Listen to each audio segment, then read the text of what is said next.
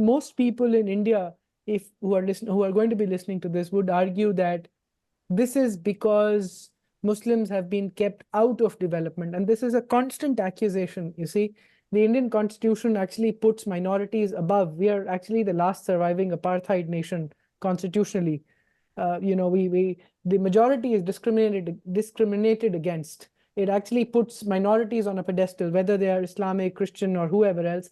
And the people who get the maximum benefit of minorityism, even though the Parsis are the smallest minority, if you know, the Parsis are Zoroastrians who under Islamic revolution and earlier, came into India in hordes, and are the Tatas of India, and the biggest business enterprises are the Parsis. Yeah, they are the smallest minority, or the Jains after that, right? But nobody feels discriminated against except the Muslims, and sometimes the Christian minority in India as well.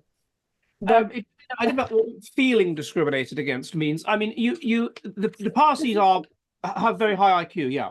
Yeah, this is constantly the case. So one would argue, Muslims would argue, listening to this, that, oh, that's because we are not given the right education. It's the same education offered to every citizen of the country. Muslims choose not to, is how most Hindus would look at it. There is a lot more ghettoization. There is a lot more of sending kids to madrasas, this fear of God, Allah. You put kids not in secular schools where they learn secular education. But there's this constant complaint about, being left out consciously, So low intelligence is associated with low trust. One, because if you are stupid, you're more likely to be conned, so it makes sense to trust nobody. So it would follow that less intelligent groups would be less trusting, would be more paranoid, and would be more likely to think that they're discriminated against. Secondly, intelligence correlates with agreeableness weakly. People that are intelligent are more altruistic and more empathetic, partly because they can understand the minds of other people better. And so for that reason, they're just kinder, they're nicer. And so they're more likely to be more trusting, and they're more likely to, not be paranoid and whatever. So you would expect that, ironically, the very people that are getting the most benefits from this system to be saying, oh, we don't get any benefits, we want more and more and more and more and more. Thirdly, I did a study on this, on group differences in ethnocentrism.